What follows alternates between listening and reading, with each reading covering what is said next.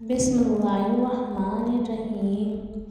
नबी करीम सल्लल्लाहु अलैहि वसल्लम किसी ऐसी सूरत की तिलावत करते जिसमें सजदा होता, फिर आप सजदा करते और हम भी आपके साथ सजदा करते, यहाँ तक कि हम में किसी को अपनी पेशानी रखने की जगह ना मिलती।